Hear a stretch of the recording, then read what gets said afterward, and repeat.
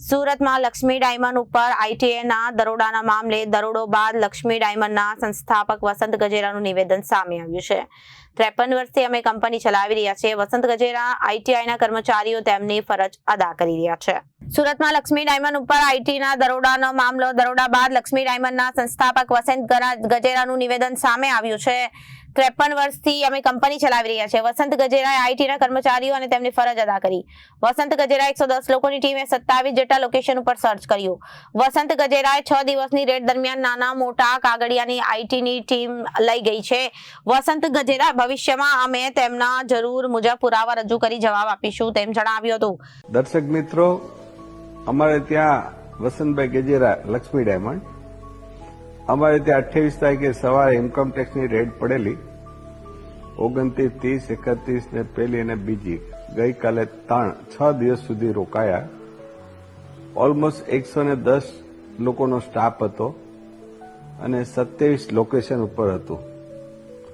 પણ મિત્રો, એ સરકારે બહુ સારું કામ કર્યું અને સરકારના જે અધિકારીઓ હતા એ પણ ઝીણવટ ભરી 6 દિવસ સુધી એને તપાસ કરી।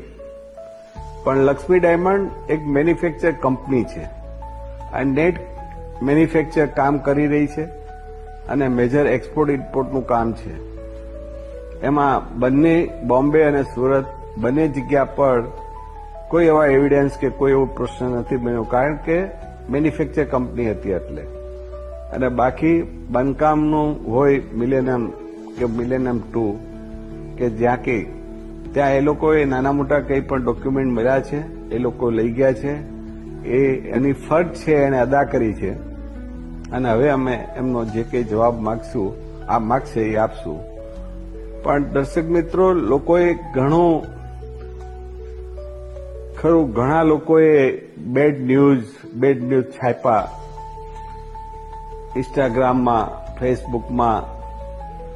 એનું કામ કરી રહ્યા છે, પણ મને અભિનંદન હું ધન્યવાદ આપું છું ગવર્મેન્ટને, નરેન્દ્ર મોદી કે જે કંઈ સરકાર અત્યારે ચાલી રહી છે કે આ કામ રિયલ આ કંપની 53 વર્ષથી ચાલે છે। 53 વર્ષમાં પહેલી વાર રેડ આવી છે, એટલે એટલી બધી કંપનીને એમને એટલા ટાઈમ સુધી એમને ઇજ્જત મળી।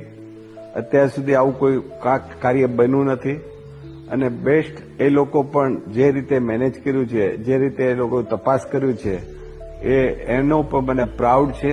કોઈ પણ અધિકારી કોઈ પણ બેડ શબ્દ નથી વાપરા।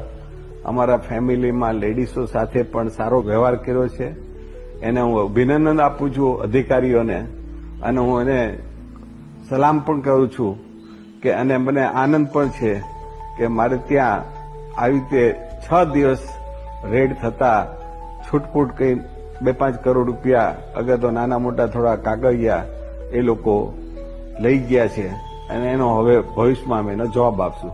અસ્તુ, જય હિન્દ, જય ભારત। Reporter Arvind Rathod, Janadesh news, Surat.